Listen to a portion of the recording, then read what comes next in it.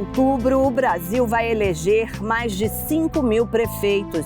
Você sabe quais são as atribuições do chefe do Executivo Municipal?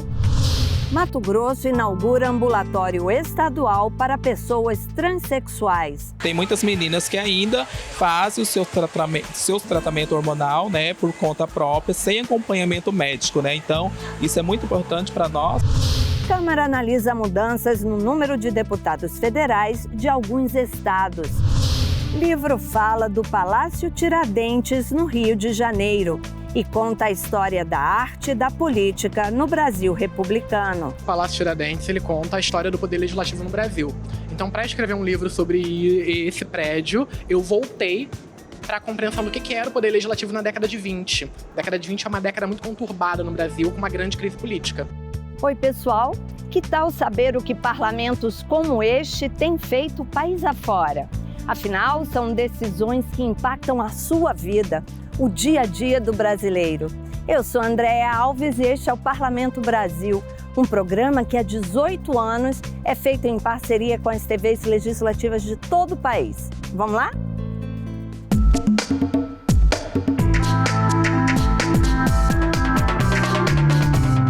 Se você não mora aqui no Distrito Federal, você provavelmente vai escolher o próximo prefeito da sua cidade agora no dia 6 de outubro. E é uma decisão muito importante, porque, afinal de contas, essa pessoa vai cuidar do lugar onde você mora pelos próximos 4 anos. Mas você sabe quais são as responsabilidades de um prefeito? Veja na reportagem da TV Assembleia da Bahia, a TV Alba. Cuidar da iluminação pública, manutenção de ruas e praças, limpeza urbana, coleta de lixo, administração de escolas, postos de saúde, gerenciar o sistema de transporte público e promover melhorias na mobilidade urbana.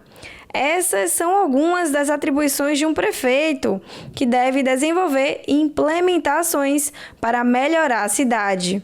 Mas será que os eleitores sabem quais são as verdadeiras obrigações dos seus gestores? Cuidar da educação, cuidar do financeiro, cuidar do meio ambiente e infraestrutura, né? Esse pacote é essencial para que ele tenha uma boa gestão, no mínimo.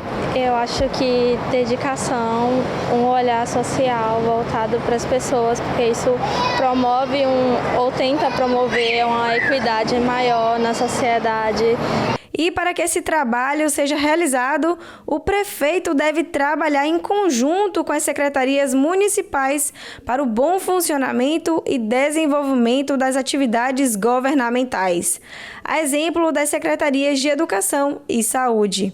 Aqui na capital baiana são 18 pastas, mas essa realidade pode mudar de acordo com a necessidade de cada município. Eu acho que as escolas públicas merecem, ter toda a qualidade, toda uma equipe, tudo que uma escola ideal deveria ter. Então, a parte da segurança.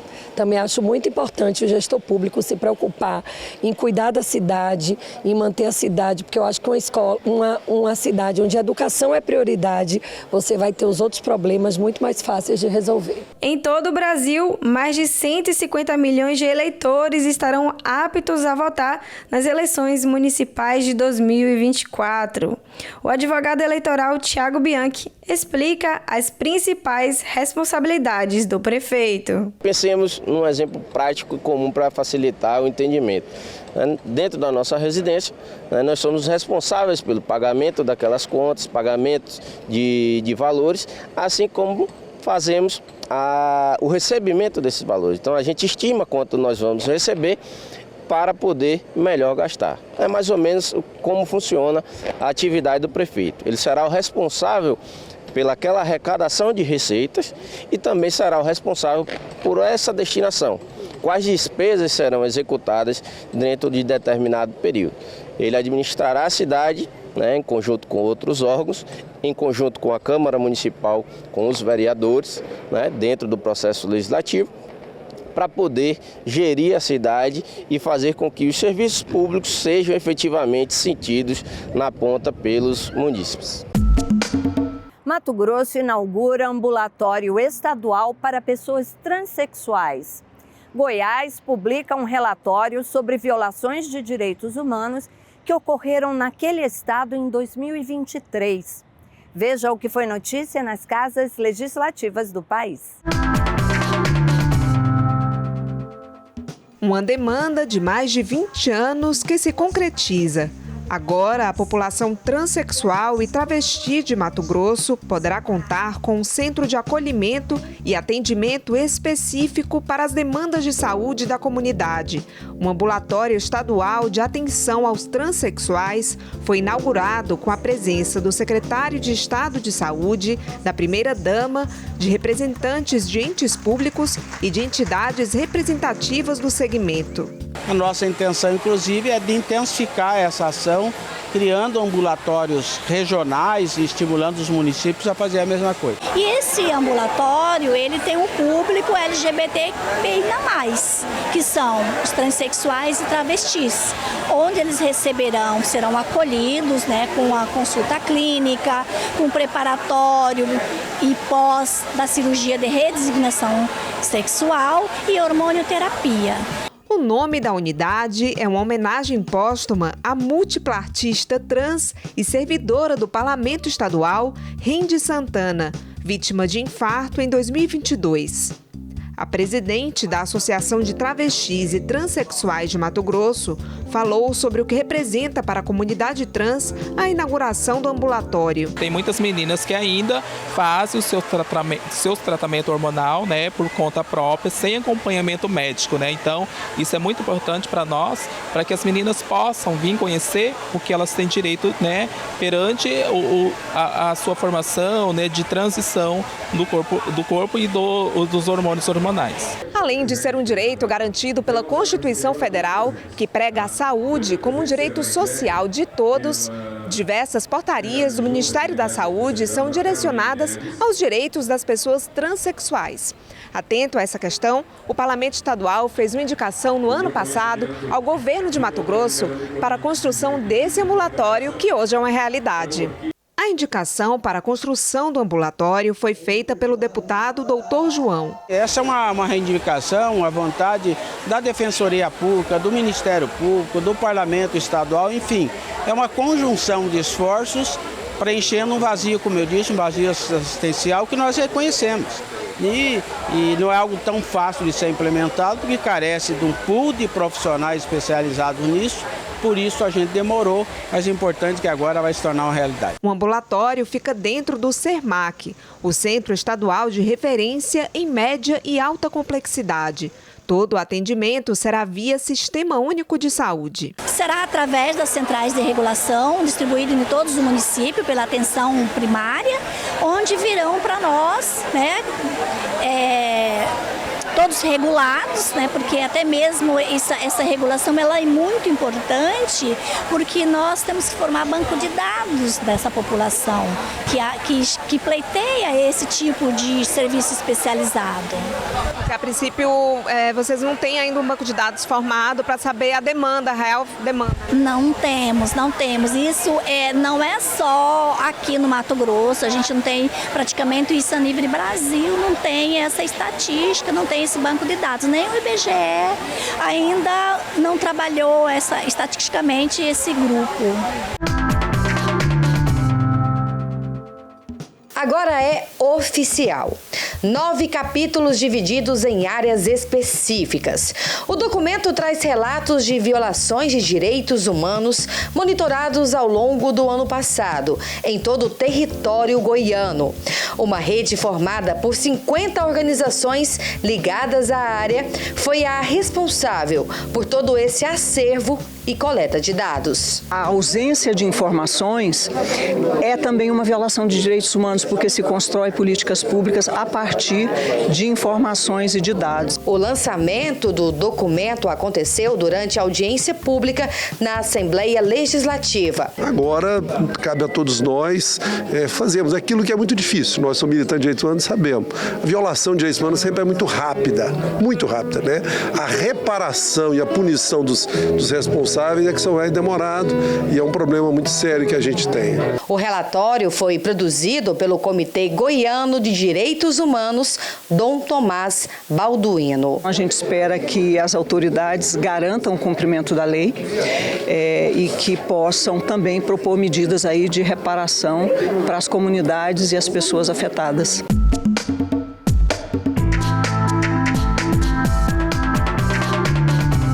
Debatedores divergiram sobre os impactos ambientais da hidrovia Araguaia-Tocantins.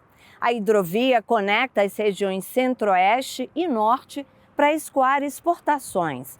O assunto foi discutido na Comissão de Meio Ambiente aqui do Senado. O transporte de cargas pelos cursos d'água é considerado o mais eficiente e mais sustentável de todos. Um comboio hidroviário transporta 180 mil toneladas de carga, consumindo 90 litros de óleo diesel por quilômetro trafegado. A mesma carga transportada por trem ocupa 258 vagões e gasta 180 litros de combustível por quilômetro. Para transportar esta carga por rodovias, são necessárias 1.425 carretas, que vão consumir mais de 1.700 litros de diesel por quilômetro trafegado. Pior meio de transporte de cargas, principalmente com pouco valor agregado, que é o caso, é a rodovia. A hidrovia Tocantins-Araguaia ela está dentro do Plano Nacional de Integração Hidroviária. Isso se justifica pelo grande potencial de escoamento de grãos e minérios e a presença de longos trechos navegáveis. O que foi falado aqui pelo pessoal que defende essa hidrovia, ou essa via navegável colocada, é de maneira a falar das benesses. Das benesses para quem? Então a pergunta que fica é: para quem é feita essa obra? Por quê? É para o povo brasileiro ou é para produtores e mineradores? O representante da Agência Nacional de Transportes Aquaviários explicou que, apesar de existirem vias navegáveis, não há nenhuma hidrovia no Brasil. Um rio precisa ser chamado de hidrovia, precisa ter uma característica padronizada para movimentar os comboios, né? São as balsas mais o empurrador. Depois das obras de engenharia, sinalização e equipamentos de auxílio à navegação. Não é a ANTAC, não é o IBAMA, não é o Ministério, é a nossa autoridade marítima, a Marinha do Brasil diz isso. O foco da audiência pública foi o processo de licenciamento para o derrocamento, que é a remoção ou demolição de rochas para possibilitar a navegação, e a dragagem, ou remoção de materiais do fundo do leito, para tornar navegável um canal de 212 quilômetros do rio Tocantins, entre as cidades de Marabá e Baião, no estado do Pará. Só que é importante também que fique claro que a gente não vai derrocar 35 quilômetros de rio. São pedras pontuais que existem nesse trecho que vão ser derrocadas. Os 35 quilômetros, a gente consegue tornar viável 600 quilômetros de hidrovia. Para movimentar, repito, 40 milhões de toneladas. Isso é uma farsa. Né? Por que isso é uma farsa? Porque nós temos acima do Pedral do Lourenção o Pedral de São João. E não tem barcaça que dê conta de passar no Pedral de São João. Para uma barcaça passar lá, vai precisar daqui a pouco, né, quando licenciar essa obra, vão começar o processo para licenciar a hidrelétrica de Marabá, porque são projetos que estão conectados. E quando licenciar o projeto de Marabá, aí vai falar assim, é só para poder passar a hidrovia. Aí vão querer abrir o processo da hidrelétrica de Santa Isabel. São projetos que eles estão articulados e não é falado isso para a população em geral, para dizer que é só 35 quilômetros e que é só uma pedra no meio do caminho, sendo que são mais de 1 milhão de metros cúbicos de rocha que vão ser derrocados só desses 35 quilômetros. Para o senador Jorge Cajuru, o tema ainda pode ser aprofundado com mais debates na Comissão de Meio Ambiente. Tenho certeza que os demais também concordariam, aqui disse o Bruno, né, com mais uma audiência pública. Quanto mais deputados federais um estado tem, mais dinheiro ele recebe de emendas parlamentares e também mais poder político ele tem. Só que pela Constituição, esse número de parlamentares é proporcional ao número de habitantes de cada estado. O problema é que o último censo revelou que em algumas unidades da federação esse número diminuiu e em outras ele aumentou. Uma proposta que está em análise aqui na Câmara dos Deputados quer modificar o número de parlamentares das bancadas estaduais de acordo com essa mudança populacional. A definição do número de deputados federais por estado e pelo Distrito Federal é feita de acordo com o tamanho da população de cada unidade da federação. Só que as mudanças do número de habitantes registrado nos últimos censos não foram levadas em conta, segundo os representantes dos estados que se consideram prejudicados. Por isso, um projeto de lei complementar que muda o número de representantes dos estados começou a ser debatido na Comissão de Constituição, Justiça e de Cidadania da Câmara. O projeto propõe que 7 estados aumentariam o número de deputados federais, 7 outros estados teriam a bancada federal diminuída e as demais 13 unidades da federação, incluindo o Distrito Federal, permaneceriam sem alteração. Essa mudança começaria a valer a partir da eleição de 2026, para os deputados que tomam posse em fevereiro de 2027. Não ocorrerá alteração no número total de deputados federais, que permanecerá 513, nem na regra que estabelece o número mínimo de 8 deputados e no máximo 70 por unidade da federação, pois são normas constitucionais. O autor do projeto de lei complementar, deputado Pezente, do MDB de Santa Catarina, diz que o número atual de deputados de vários estados não leva em conta as mudanças ocorridas na população brasileira. E existe constantemente um fluxo migratório dentro do Brasil.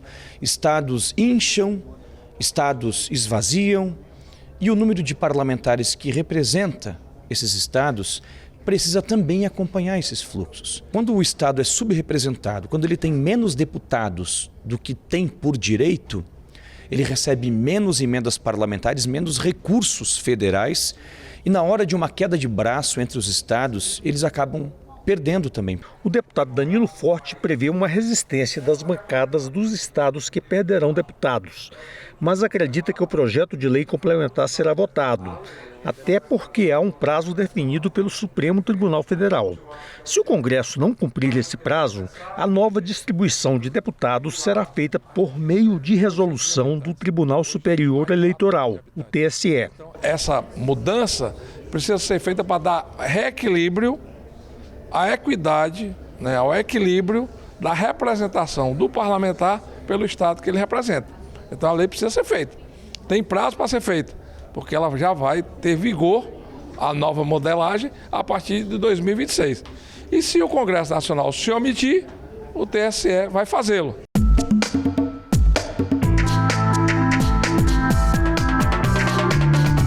Um palácio da memória. É o Palácio Tiradentes, lá no Rio de Janeiro.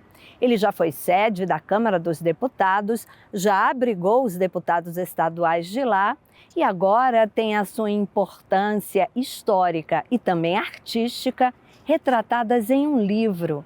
A publicação é da Alerj, no âmbito das comemorações do bicentenário do Parlamento Brasileiro. Em comemoração aos 200 anos da primeira Constituição brasileira, o historiador Douglas Libório lançou o livro Palácio Tiradentes, Arte e Política no Brasil Republicano. O evento aconteceu na antiga sede do Parlamento Fluminense, que dá nome à obra. Símbolo arquitetônico da cidade do Rio e personagem fundamental da história política do país, o Palácio Tiradentes tem sua trajetória esmiuçada na publicação idealizada e produzida por Douglas Libório. O historiador tem uma relação antiga com o palácio.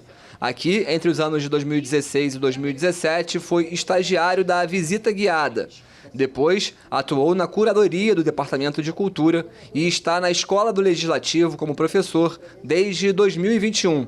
O livro, que contém 324 páginas e está dividido em 3 capítulos, não conta somente a história do Brasil republicano no período anterior à construção do palácio, mas também perpassa pela história da arte no Rio de Janeiro. entre as décadas de 1920 até os dias de hoje. Hoje o Palácio Tiradentes ele conta a história do poder legislativo no Brasil.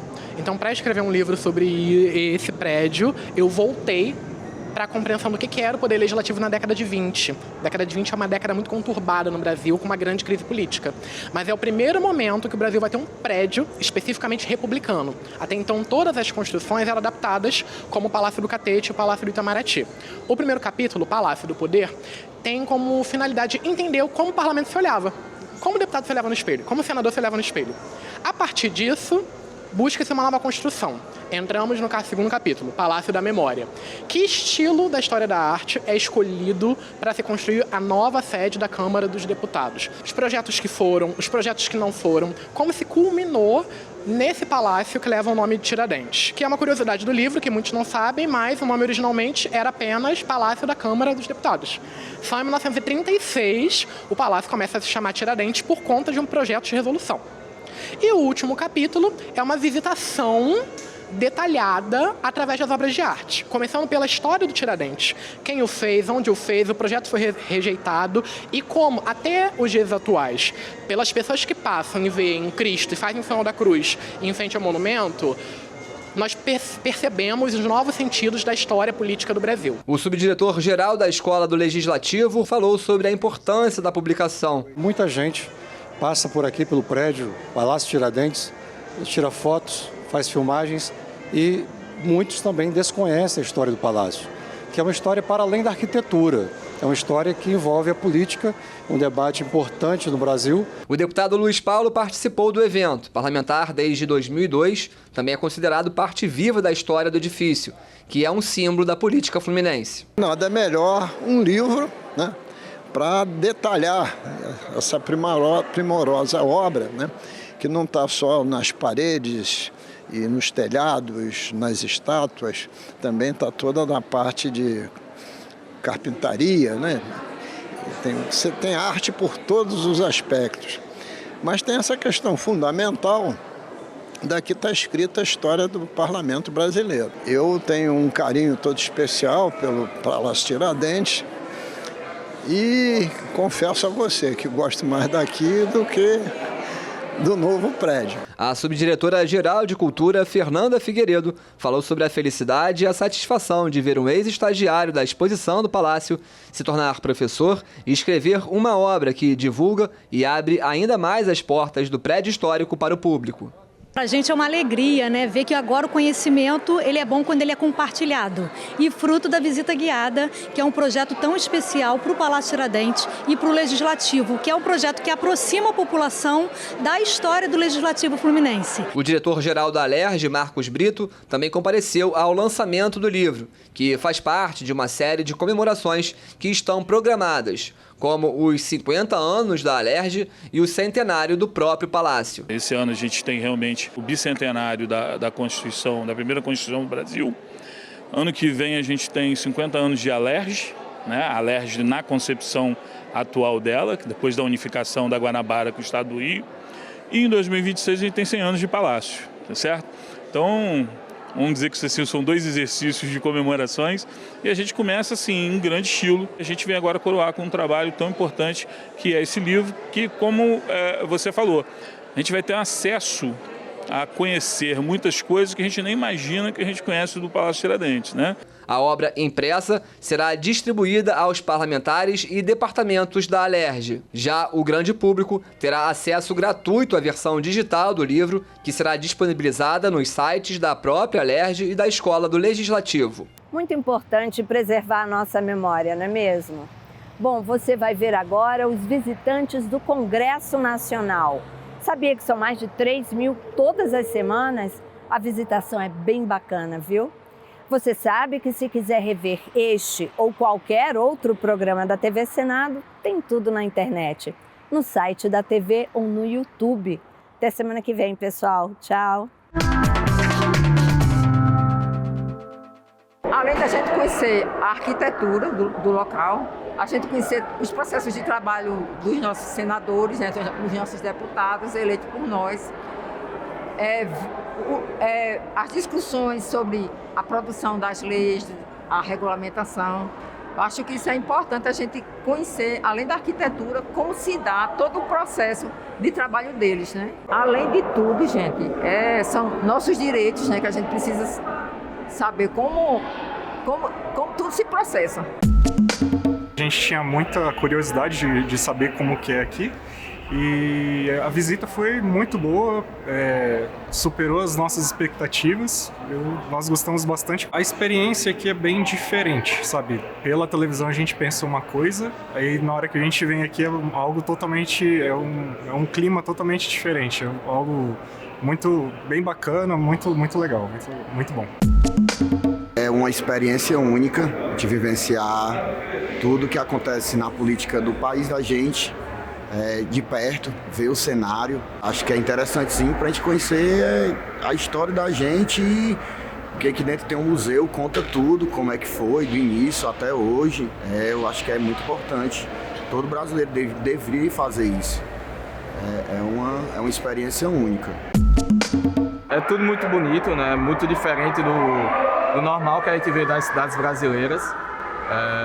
Um município totalmente planejado, uma cidade totalmente planejada, então o trânsito é muito diferente do que a gente vê normalmente. A parte da arquitetura também, toda a organização por trás é muito bom de ver. Fiquei muito maravilhada porque é algo surreal, a gente só vê pela televisão.